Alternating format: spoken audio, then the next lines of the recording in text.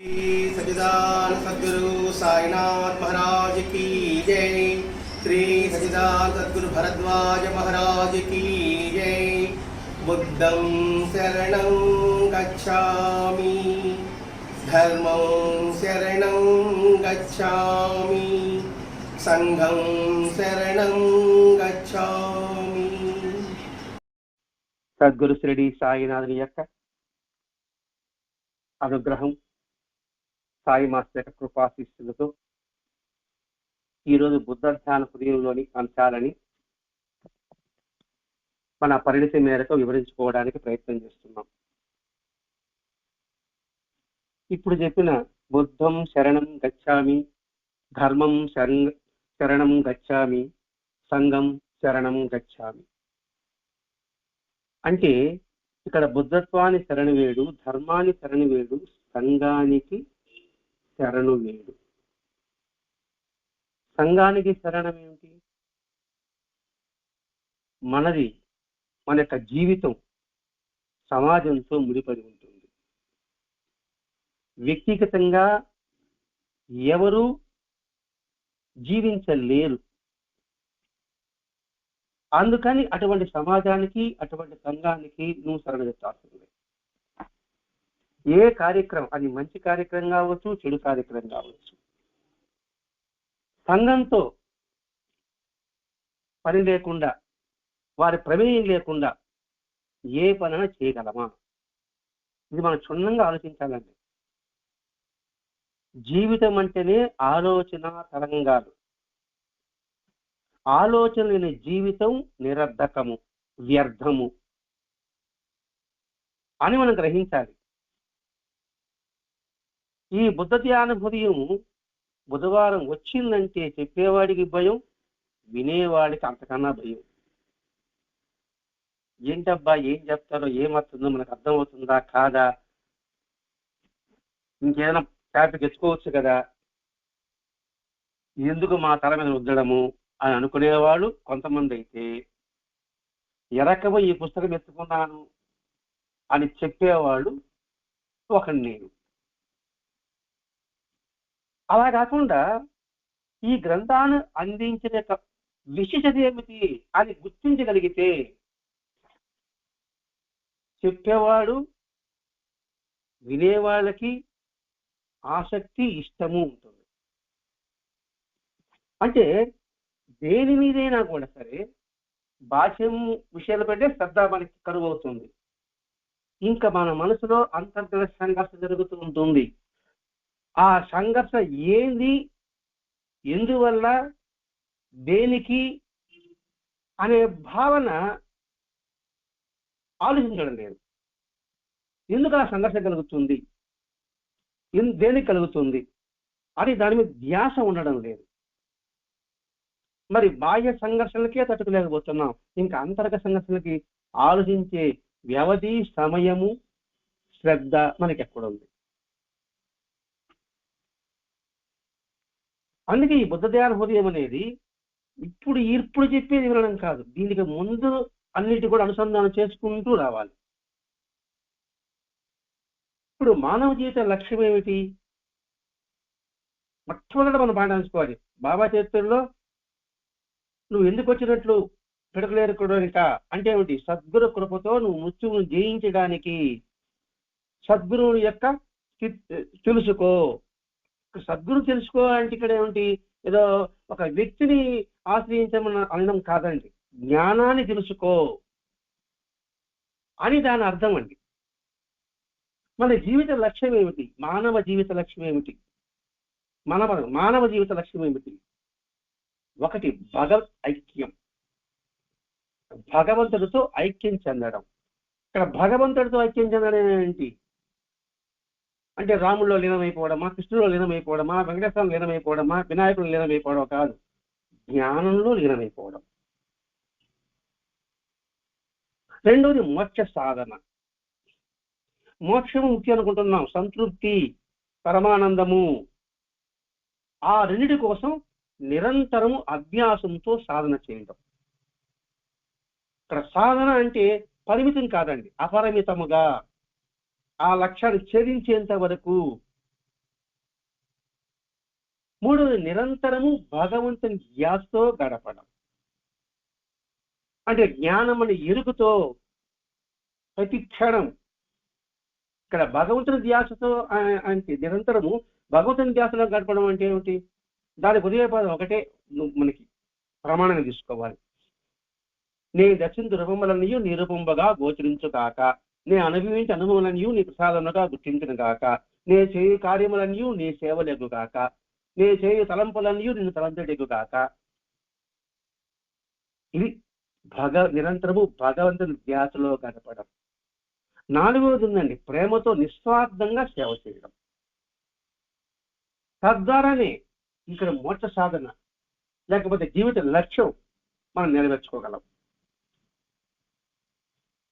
అది గుర్తించగలిగితే మనం వినే ప్రతి మాటలో కూడా, చదివే ప్రతి పదంలో కూడా మన జీవిత లక్ష్యం వైపు దాన్ని తీసుకువెళ్ళడానికి మనం ప్రయత్నం చేస్తాం.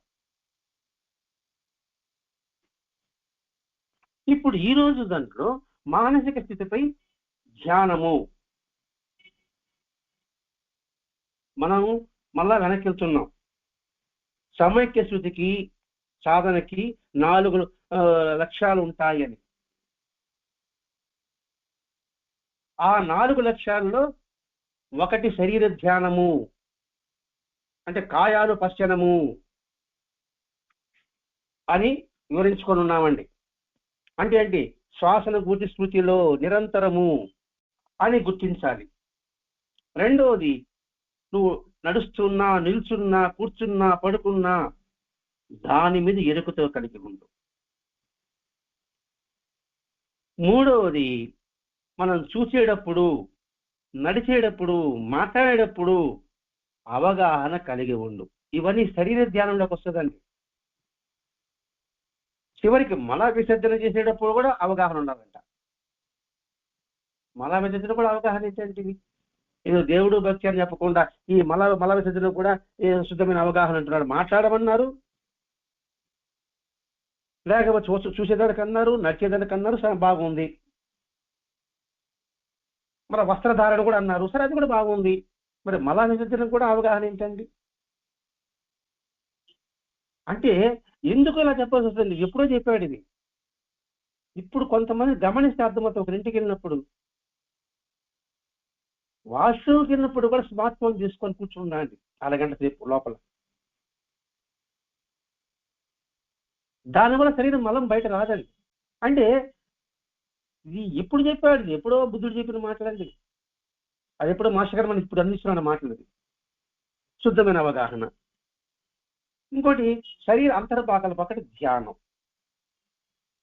అంటే లోపల ఉన్న గుండె పట్టుకుంటుంది, రక్తం జరుగుతుంది, వాటి పట్ల ఎలా ఉండాలి.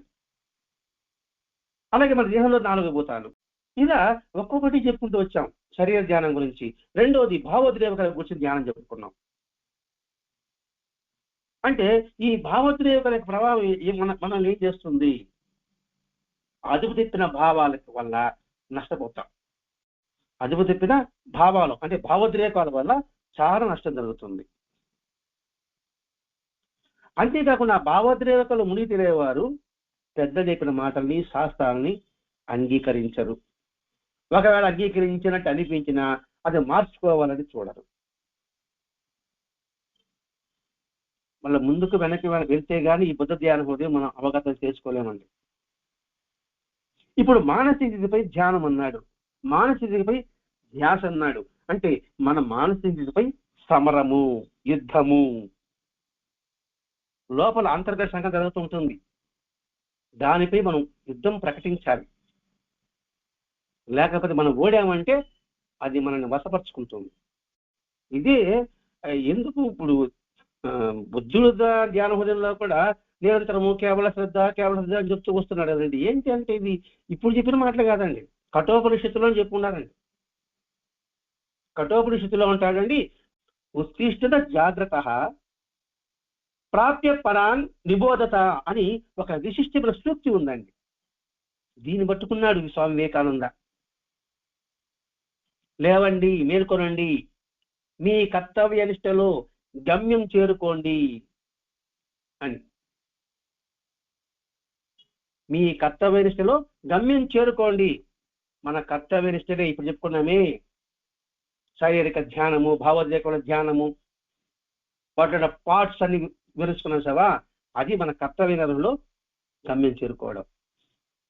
లేవండి మేలుకోనండి ఏదో స్వామి వివేకానంద మాట అనుకుంటాను, కాదండి. కర్ణోపనిషత్తులో మాట ఉత్తిష్ఠిత జాగ్రత్త అని. ఇదే పదం రామాయణంలో వస్తుందండి. కౌశల్య సుప్రజానామ పూర్వ సంజ్ఞా ప్రవర్తతే ఉత్తిష్ట అని పదం వస్తుంది చూడండి. ఉత్తిష్ట నథాధోళం కర్తవ్యం దైవమాత్మికం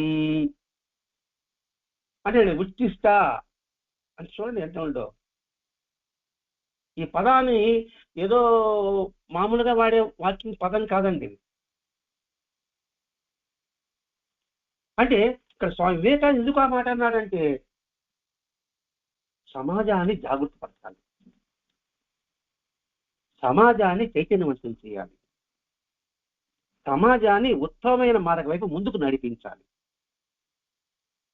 ఇది వివేకానందుడి అభీష్టం. వివేకానందుడి అభీష్టమైంది, కృష్ణుడి అభీష్టం అదే, రాముడు అభీష్టం, యోగ వాసిష్ఠుడు అభీష్టం అదే, అలా ప్రవక్త అభీష్టం అదే, జీసస్ అభీష్టము అదే. నిజమైన సద్గురువుల యొక్క ఇష్టమంతా కూడా ఇదే. ఏది?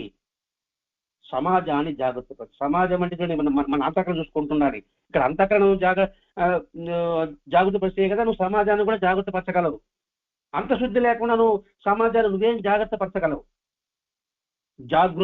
జాగ్రత్త కాదు, జాగృత అంటే మేలు కొలపడం, చైతన్యవంతులు చేయడం,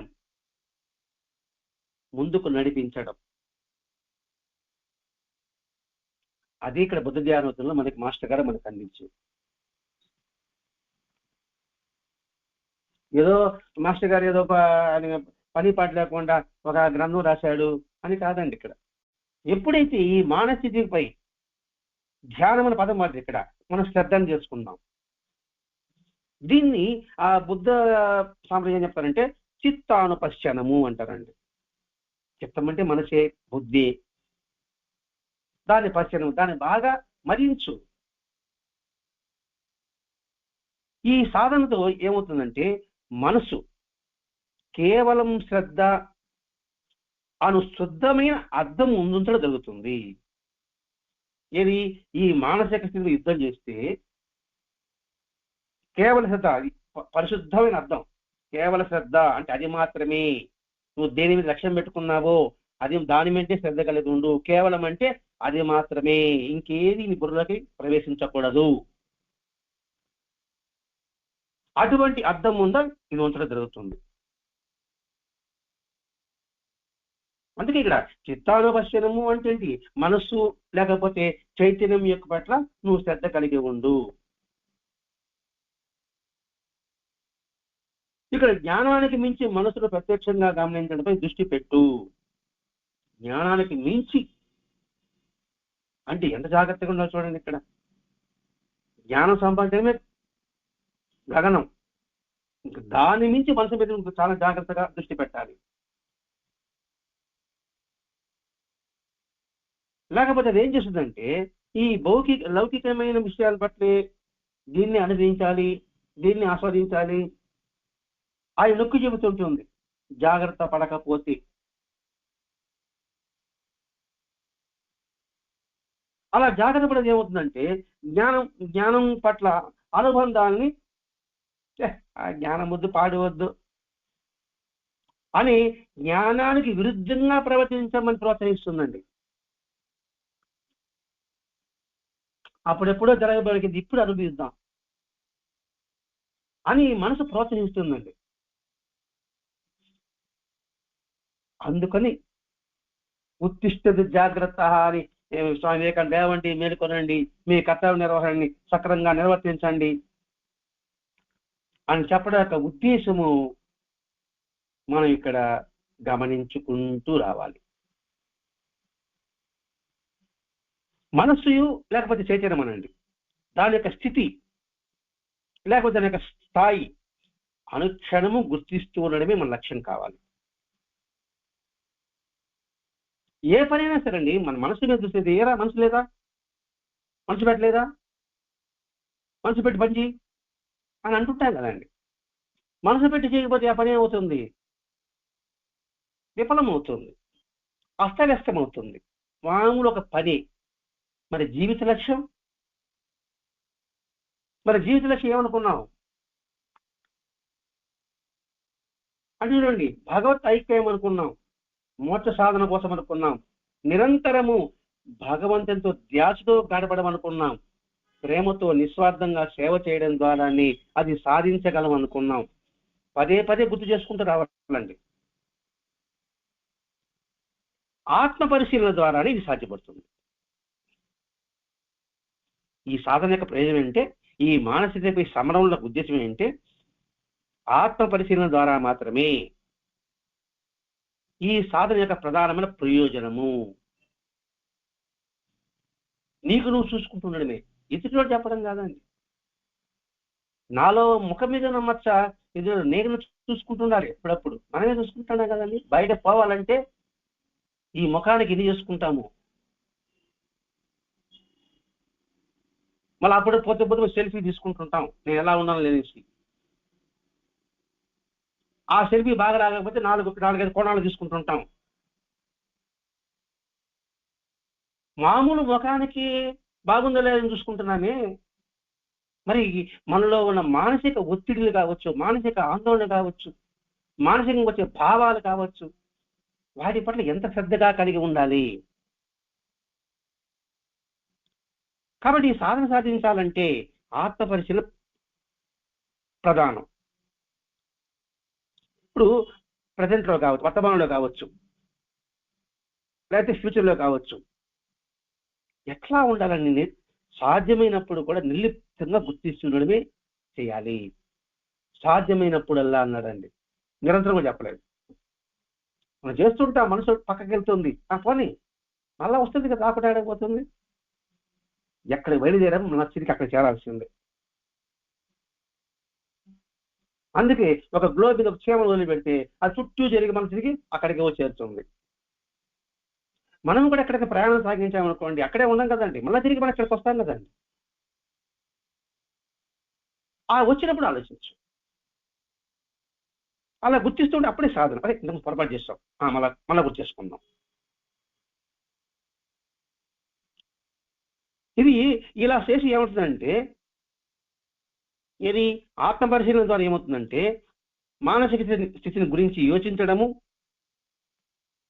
దాన్ని విడమర్చుకోవడం కన్నా కూడా ఇది చాలా మేలైంది ఆత్మ పరిశీలన.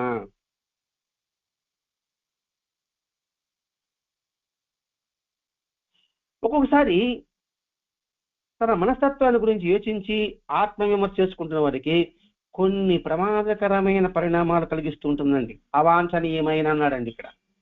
ఏమిటా ప్రమాదాలు అంటే, నేను అనుకోండి, నాకు దోషాలు తెలియడం వల్ల, అబ్బా నాలో పొరపాటు ఉంది, నేనేమి చేయలేకపోతున్నాను, కాబట్టి వాళ్ళు చేయగలుగుతున్నారు, వాళ్ళు నేను ఏడ కలిసేది, వాళ్ళు గొప్ప సాధకులుగా ఉన్నారు అని తనకు తాను తనలో ఉన్న చపల చిత్తం అనుకున్నాం, లేకపోతే నేనేమి చేయాలని చెప్పేసి నిస్సహాయత అనుకుందాం. ఆ నిస్సహాయత ఏంటో నలుగురిలో కలవడు. మనం ఏదైనా మాట్లాడితే అనుకుంటారేమో, అది నిజమే ఉండొచ్చు, కానీ చెప్పడానికి భయం. నేను తప్పు చేశాను కదా, మళ్ళీ తిరిగి ఈ తప్పు చేయకపోతే ఎలా చెప్పేది, ఇట్లా ఆలోచించుకుంటూ ఉంటాడండి వాడు. అట్లా జనాలకు దూరం అవుతాడు. ఇంకొకటికి ఏమంటే అహంకారం రావచ్చు. నా తప్పు తెలిసింది, ఎవడు చేయలేదండి ఆ తప్పు, నాకు చెప్పొచ్చాలే అండి. తన తప్పు తను తిరిగి చెప్పిన వాడి పట్ల వాళ్ళ అహంకారం ఉంటుంది, ఎవడు చేయలేదండి, చిన్న తప్పే కదండి, దీనికి ఇంత రాద్దార్థమ్మా, ఆ మాట సర్దుకోలేరా, ఇట్లాంటి మాటలు వస్తాయండి. వాడు అహంకారం వాడు. ఇంకొకడు ఉన్నాడండి, నేను బాగా ఆత్మ చేసుకుని ఉత్తమ సాధకుడిని అనే గర్వం. ఇవి అవాంఛనీయమైన పరిణామాలు. నేను గొప్ప సాధకుడండి, గొప్ప భక్తుడినండి. అయ్యా భక్తుడే ఎలా, ఏంటి ఆ భక్తుడు? భక్తుడేంటి ఎలా అంటారండి? భలే వాడండి. నేను ఎక్కలాదా 4 గంటలు లేస్తున్నా, యోగం చేస్తున్నా, సాధన చేస్తున్నా, ప్రాణాయామం చేసుకుంటున్నా, పోయి ఆరతలో పాల్గొంటున్నా, ఆడ అభిషేకాలను చేసుకుంటాం, పూజ చేస్తున్నాను. వచ్చిన తర్వాత మన రామాయణ భద్రత బాబా చరిత్ర గురి చేత పారాయణ చేస్తున్నా, ఇంకా విష్ణు సహస్రనామం చేస్తున్నాను, లలిత సహస్రనామం చేస్తున్నాను, హనుమాన్ చాలీసా చదువుతున్నాను, అమ్మవారి ఖడ్గమాల చదువుతున్నాను, శివాలయానికి వెళ్తాను, విష్ణువాలయానికి వెళ్తాను, సాయి మతానికి వెళ్తాను. ఇదేంబోలు అన్నా గడుపుతున్నాను కదండి. ఇదంతా భగవంతునికి వస్తే జ్ఞానమే కదా అని అంటాం. అది గర్వం. అందుకే నిర్లిప్తంగా తన మానసికతని గుర్తించే వారిలో ఈ లోపాలు ఉండవు, ఈ 3 ఉండదు. నిర్లిప్తంగా అన్నాడండి, పదం వాడాడండి ఇక్కడ. అంటే దేన్ని చూసి చూడనట్టుగా అలా చూసుకుంటూ ఆలోచించుకుంటూనే ఈ అహంకారం వల్ల ఎటువంటి ప్రమాదం, ఇది గర్వం వల్ల ఎటువంటి ప్రమాదం, ఇది ఆత్మ న్యూన్యత వల్ల, అంటే ఏమిటి, నిస్సహాయత వల్ల, తనకు తాను తగ్గించుకోవడం వల్ల ఎంతగా నష్టపోతాము. అలా ఆలోచించినప్పటికీ ఓహో ఈ పొరపాటు, దీన్ని దిద్దుకోవాలి. అందుకని నిర్లిప్తంగా ఆలోచించు. అలా కాకుండా ఈ మానసిక స్థితిపై ఎప్పుడైతే నువ్వు యుద్ధం ప్రకటిస్తావో, యుద్ధం అంటే అర్థమవుతుంది చెప్పుకున్నాడు. ఇక్కడ ధ్యానం అన్నాడు, శ్రద్ధ అన్నాడు, చిత్తానుపశనం అన్నాడు. ఆ పదాలు వాడుకోకుండా మామూలు పదాలు వాడుకుంటున్నాం. దాని మీద యుద్ధం ఎప్పుడైతే నువ్వు చేస్తావో అప్పుడు అహంకారం మీద కానీ తనపై తనకు అవిశ్వాసం కానీ కలగదు. సరైన సాధన కొనసాగించే ధైర్యం కలుగుతుంది. సామాన్యంగా మనిషి తన బలహీనత గుర్తించడానికి ఇష్టపడ్డాడు,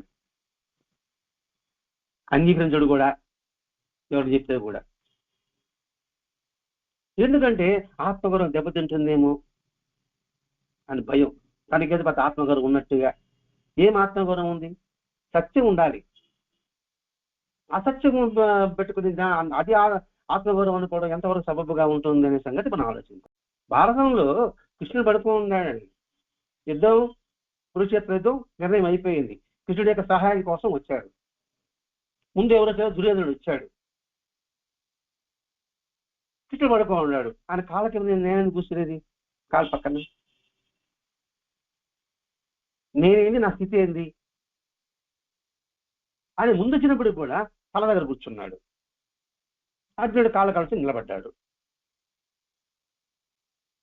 చూడండి, ఇక్కడ ఆత్మపరిశీలన చేసుకోలేకపోవడం వలనే గర్వము, అహంకారము ఇవన్నీ మన మనసులో ప్రబలుతుంది. ఈ రెంటిలో ఎంతటి పతనమో మనం గుర్తించాలి. అసలు మన సాధన మీద అంటే అవగాహన లేదు, జీవితం లక్ష్యం అంటే ఏమిటో తెలుసుకోలేకపోతున్నాము. ఎన్నిసార్లు విన్నా, ఎన్నిసార్లు తెలుసుకున్నా దాని మీద పట్టు సాధించలేకపోతున్నాం.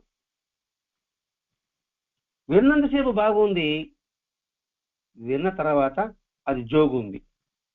జోగుందంటే నిద్రపోయింది. జోలపాట అంటారు కదండి, జోగుంది. ఇంక మళ్ళీ ఎట్లా ముందుకు వెళ్ళడానికి, ఎలా వెళ్ళగలం అనేది ప్రశ్నించుకోవాలి. ఎప్పుడైతే ఒకవేళ గుర్తించవలసి వస్తే తనకు ఎలాగో సమర్థించుకుని, ఇప్పుడు సమర్థించుకున్నాడే, నేను గుడికి పోతానండి, పారాయణ చేస్తున్నానండి, ఇవన్నీ చేస్తున్నాను కదా, మన భక్తులు కాదంటారే, ఇంతకాలం చేసింది ఏమైంది అని ఎవడికి వాడు సమర్థించుకుంటుంటాడండి.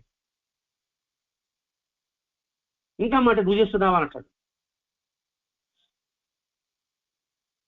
ఎవడు చేస్తే వాడికి ఫలితం అని దృష్టి ఉండింది అనుకోండి, అదే ఆత్మపరిశీలన అంటే. వాడు చెడు చేశాడు, వాడి ఫలితం. నువ్వు చెడు చేస్తే నీకు అదే చెడు వస్తుంది కదా. అలా దాన్ని సమర్థించుకోవడం ఎంతవరకు సబబుగా ఉంటుంది అనేది ఇక్కడ నన్ను గుర్తించాలండి. ఇక్కడ దానికే మనం ఉచిత బస్సు ప్రయాణం గురించి మనం మాట్లాడదాం. మహిళా ఉచిత బస్సు ప్రయాణం ఏందండి గవర్నమెంట్ మనం ఎంత ట్యాక్స్ కట్టాలనుకున్నా అంటే ఈ ఒక్క ఉచిత ఉపయోగించుకుంటే తప్పేముంది? ఒకవేళ మనం టికెట్ తీసుకున్నాను అనుకోండి, వాడిని మహా ఉద్ధరించాలని సమాజానికి ఇక్కడ ఈ ఒక్క టికెట్ రాష్ట్రం ఆర్థిక పరిస్థితి మెరుగైపోద్దట అన్న మాటలు కూడా వినబడ్డాయని టికెట్ తీసుకున్న వాళ్ళు విషయంలో. సమాజం ఉద్ధరించడానికి మహా వచ్చాడు వీడు.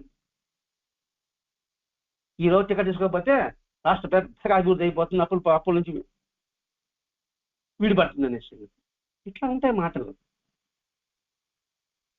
సొంత లాభము కొంత మానుకుని పొరుగు వాడికి తోడుపడి పోయి అనేది వల్లించడం వరకే, కానీ ఆచరణకు మాత్రం ఉండదు. దేశం అంటే మట్టి కాదో, దేశం అంటే మనుషులోయ్ అని మర్చిపోతాం. సమాజం అంటే ఎవరు, ప్రభుత్వం అంటే ఎవరు, మనమైన సంగతి గుర్తింపు లేకుండా పోతుంది. ఎందుకు చెప్పుకుంటున్నాం? తన బలహీనతలు కప్పిపుచ్చుకోవడం కోసంగా, సమర్థించుకోవడం కానీ చెప్పుకుంటున్నామండి. కనుక మన బలహీనతను తప్పించుకోవాలంటే వీలు కాదు. ఇటువంటి ఆలోచన ఎలా వీలవుతుంది అనేది గుర్తించాలి. అందుకే బుద్ధుడు ఒక 10 పరిపూర్ణతలు చెప్తాడండి. బుద్ధుడు 10 పరిపూర్ణతలు అని పదం వాడతాడండి. ఇక్కడ పరిపూర్ణత పదం వాడదు, కానీ దశ పారమితలు అంటారండి వాళ్ళ భాష. దశ పారమితల అంటారండి. దశ అంటే 10, ఇక్కడ పారమితలు అంటే పరిపూర్ణతలు అని మనం అర్థం చేసుకోవాలి. ఇక్కడ ఏమిటా 10? చూడండి, మనిషి నిర్వాణ పదం చేరుకోవడానికి, నిర్వాణ పదము అంటే ఏమిటి? సమాధి. సమాధి అంటే జన్మరాహిత్యం. జన్మరాహిత్యం అంటే పరిపూర్ణ ఆనందం. జీవించి ఉండగానే మనం సాధించగలము. స్వర్గము మనం చూడలే, నరకము మనం చూడలే, ఇప్పుడు మనం చూడగలం. ప్రజెంట్ లో మనం ఆ స్వర్గాన్ని నరకాన్ని దర్శించగలం. నీకు స్వర్గం కావాలన్నా నరకం కావాలన్నా, స్వర్గం అనేది నిర్వాణం, వాళ్ళ పదం నిర్వాణం. మన పదం మన భాషలో మోక్షం, ముక్తి. అది అర్థం కాకపోతే పరమశాంతి. ఇది సులభంగా అర్థమవుతుందండి. మనిషి యొక్క ఏమిటి? పరమశాంతి చేరుకోవడమే లక్ష్యం కావాలి. ఆ పరమశాంతి ఎలా ఉండాలి? నిరంతరము నిర్విరామంగా సాగుతూ ఉండాలండి. మరి బుద్ధుడు చెప్పిన ఆ 10 పరిపూర్ణతలో ఉంటే 1 దానం, 2 ధ్యానం. ఇక్కడ దానం అంటే ఏదో కాదండి. దానం అంటే సహాయం చేయడం. ఇక్కడ డబ్బు అని వస్తువుల సంగతి చెప్పలేదు. దానం అంటే వస్తువులు అనుకుంటున్నాం కాదు. మనసుని, మన ఖాళీ సమయాన్ని ఎదుటివాడికి ఉపయోగపడే విధంగా ఉపయోగించుకుంటే కూడా అది కూడా దానమే. 2వది ధ్యానం, ఎరుకతో బుద్ధితో ప్రయాణం సాగిస్తుండు. 3వది ఉపేక్ష, దేనిని నెగ్లెక్ట్ చేయబాక. పనికి వాళ్ళ దగ్గర చూడొద్దు, వ్యక్తుల్ని కానీ, పరిస్థితిని కానీ, వస్తువులను కానీ ఉపేక్షించొద్దు. 4వది ప్రజ్ఞ, జ్ఞానం కలిగి ఉంది. 5వది క్షమ, క్షమించే గుణాన్ని అలవర్చుకో. 6వది క్యారెక్టర్, శీలం. 7వది సహనం. 8 సత్యం. 9 శౌర్యం. శౌర్యం అంటే పరాక్రమం కాదు, ఎవరి కాళ్ళ మీద వాళ్ళు నిలబడడం, ఎవరిపైన ఆధారపడాల్సిన లేకుండా. అంటే ఇంతకుముందు వివరించుకున్న దానికి వివరించుకుంటూ వస్తున్నామండి. ఇక్కడ ఉపేక్ష గురించి, శౌర్యం గురించి. ఇంకా శీలము, క్షమ అనేది మామూలు పదాలు, అది అర్థమే అందరికి అర్థమయ్యే ఉంటుంది. 10వది నిరపేక్ష, దేని మీద ఆపేక్ష లేకుండా ఉండడం. ఈ 10 పరిపూర్ణతలు కలిగి ఉంటే మనిషి, వారు నిర్వాణ పదమని వాడారు, మనం పరమశాంతి అని వాడతాం. మోక్షమైన పదం కూడా లేకుండా పరమ శాంతి పదంలో ప్రయాణం సాగించడానికి ఈ 10 పరిపూర్ణతలు అలవర్చుకోగలిగితే మనలో ఉన్న బలహీనతలు బలాదురు, మన బలహీనతలు బలాదురు అవుతుంది, మన మానసిక బలం అధికమవుతుంది. శారీరక బలం కాదండి, మానసిక బలం ఎప్పుడైతే అధికమవుతుందో అప్పుడు మానసిక స్థితిపై నువ్వు చేసే సమర యుద్ధం ఉందే నువ్వు గెలిచినట్టు. అలా గెలవాలంటే శ్రద్ధ కావాలి. దేని మీద శ్రద్ధ కావాలి?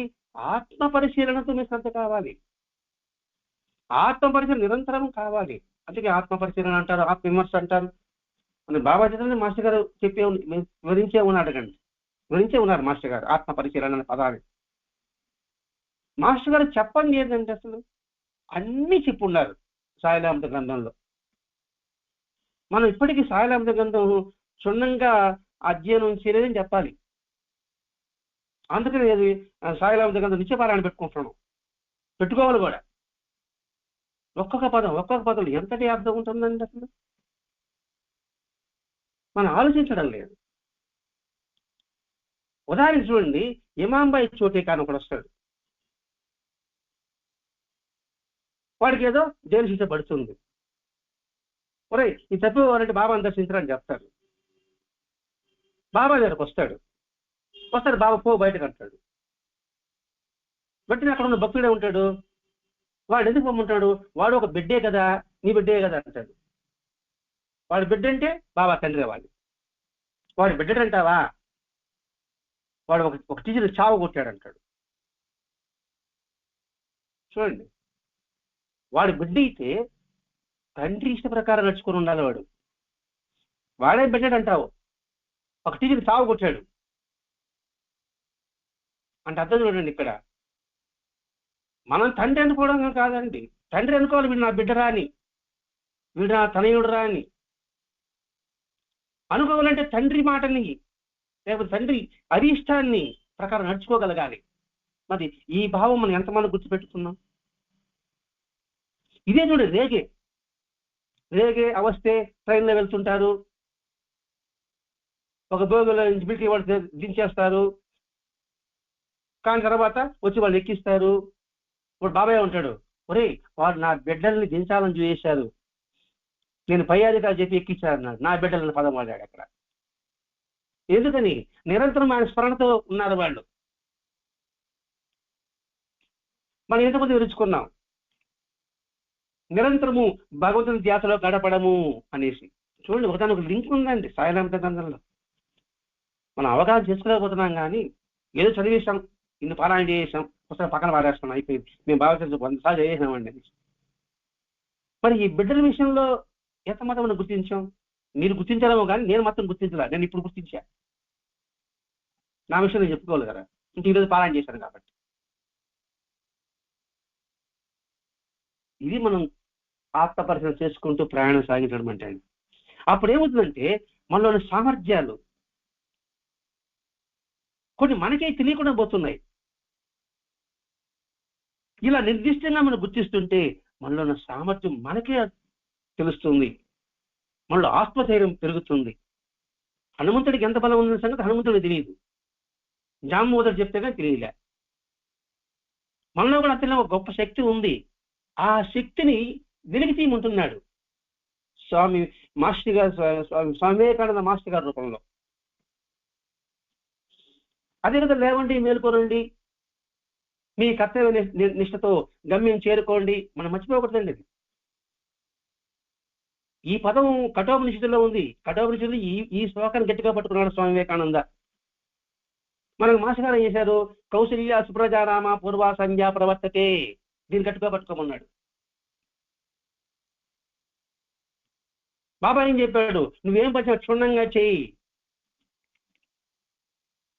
ఏమి క్షుణ్ణంగా చెయ్యి అన్నాడండి, శ్రద్ధగా చేయమని చెప్పాడు. ఒకసారి లింక్ పెట్టుకుంటే కానీ ఈ బుద్ధజాలం హృదయం మనకి అవకాశం కాదండి. ఇవన్నీ దేనికి మనకు వస్తుంది? మానసిక ఒత్తిడి నుంచి మనం విముక్తి కాగలం, మానసిక ఆందోళన నుంచి విముక్తి కాగలం. సాధనలో తన పురోగతిని వాస్తవంగా అంచనా వేయడానికి ఈ చిత్తానుపర్శనం ఉపకరిస్తుంది.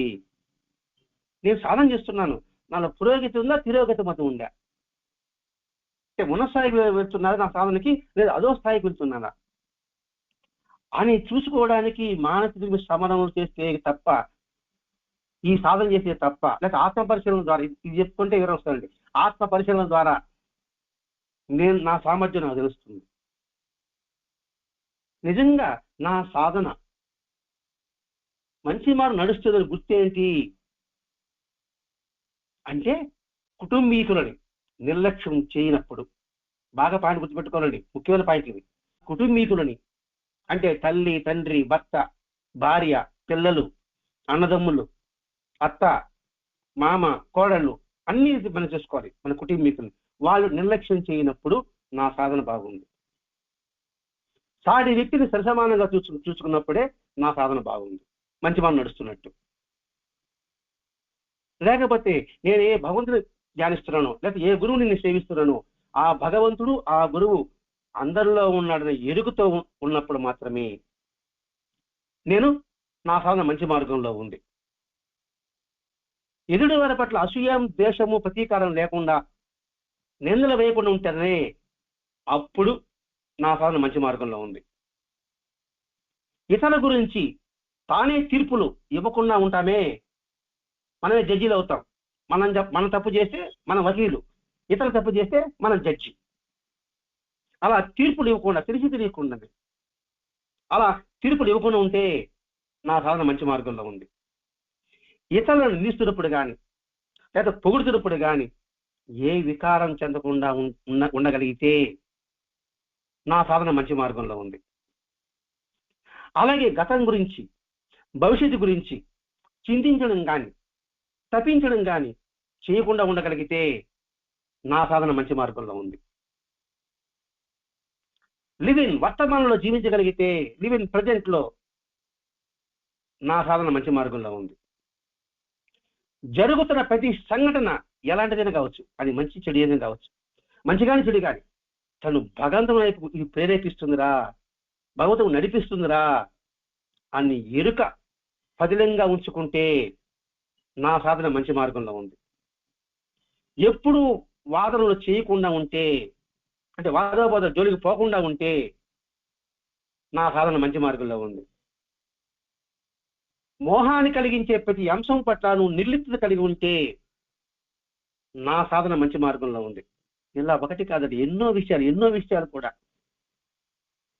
ఇంకా ముఖ్యంగా ఎట్టి పరిస్థితుల్లోనూ ఎవరి వల్లను మనశ్శాంతి వీడకుండా ఉండగలగటం అత్యంత సాధన సక్రంగా నడుస్తున్న దానికి, ఉన్నతమైన దిశ వైపు వెళుతున్న దానికి గుర్తు ఇదండి. నేను పురోగతి సాధించాను, నేను సాధనలో బాగున్నాను అంటే ఈ లక్షణాల్లో కనీసం ఒక 3 2 1 ఉండగలిగితే సాధన ఒకటో మెట్టున్నట్టండి. సాధన పరిపూర్ణ చెందినట్టు కాదని మళ్ళీ.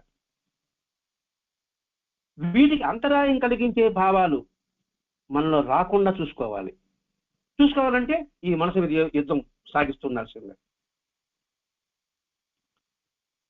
మన ధ్యానానికి అంతరాయం కలిగించే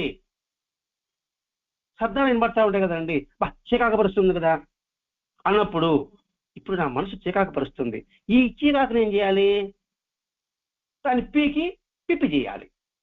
అప్పుడు ఏం చేయాలి, ఆ శబ్దంలో భగవంతుని నామాన్ని జోడించాలి. అప్పుడేముంటుంది, చీకాకు ఉండదు, అక్కడ ఆనందం ఉంటుంది. ఇలా నిర్లిప్తంగా గుర్తించడం వల్ల మాత్రమే ఆ చీకాకు అంతరించిపోతుంది, మన యొక్క ఎరుకని అది కాపాడుతుంది. అప్పుడు ఏమవుతుంది, మన మనసు అంతర్ముఖం చేస్తుంది. మన మనసు ఎప్పుడైతే అంతర్ముఖం అవుతుందో జీవితం ఆనందమయం ఉంటుంది. మన లక్ష్యం చెప్పుకున్నామే, భగవత్ ఐక్యం నిరంతరం ఉంటుంది. మోక్ష సాధనకి మార్గంలో ప్రయాణం సాగిస్తున్నట్టుగా ఉంటుంది. నిరంతరం భగవంతుని ధ్యాసలో గడపడం అనేది ఒకటి ఉంటుంది. ప్రేమతో నిస్వార్థంగా సేవ చేయడం ద్వారా ఇది సాధ్యపడుతుంది. ఇవన్నీ మనకి వినాయకుడి యొక్క తత్వంలో మనకు అవసరమవుతుందండి.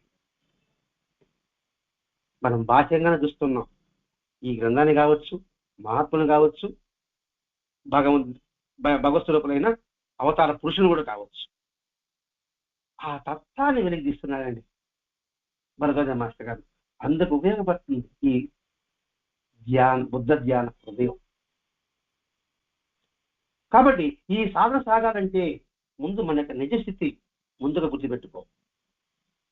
నిజస్థితి అంటే ఏంటి? నువ్వు ఎందుకు వచ్చావు అది గుర్తుపెట్టుకో. అడుగులు వేస్తే సాధ్యమవుతుంది. ఎందుకంటే లేకపోతే ఎన్ని పారాయణ చేస్తున్నా, ఎంతమంది మహాత్ముల దగ్గరికి వెళ్తున్నా, ఎంతమంది మహాత్ములు మనకు అనుగ్రహించిన మనలోని వాసనలు తొలగించుకోలేకపోతే వ్యర్థమే కదండి. ఇది మనం గుర్తించాలి. మన జీవితం ప్రతి ఒక్క సంఘటన కూడా భగవంతుని యొక్క సంకల్పంలో భాగం. ఆయన గుర్తిరిగి మనం నడుచుకోగలగాలి. అలా నడుచుకుంటే ఇంకా సులభమైన మార్గం చెప్తాను. అలా నడుచుకోవాలని ఇంకా సులభమైన మార్గం ఏంటంటే ప్రస్తుతం జరుగుతున్న దానిని భగవత్ విలాసంగా చూస్తూ అనుభవించడం, అలవర్చుకోగలగాలి, అభ్యసించగలగాలి, అనుసరించగలగాలి. ఇది అందరికన్నా ముఖ్యమైన పాయింట్. ప్రస్తుతం జరుగుతున్న దానిని భగవత్ విలాసంగా చూస్తూ అనుభవించడమే అభ్యాసం చేయగలగాలి. ఎప్పుడైతే చేయగలుగుతామో ఆ చిత్తానుపశనం అనే పదం ఉంది, అది ఎప్పుడో గాలికి ఏరిపోతుంది. నిరంతరం ప్రక్రియ జరుగుతూనే ఉంటుంది. అలా చేయడం వల్ల మనసు అంతర్ముఖమవుతుంది. మనలో మనం దర్శించగలుగుతాము.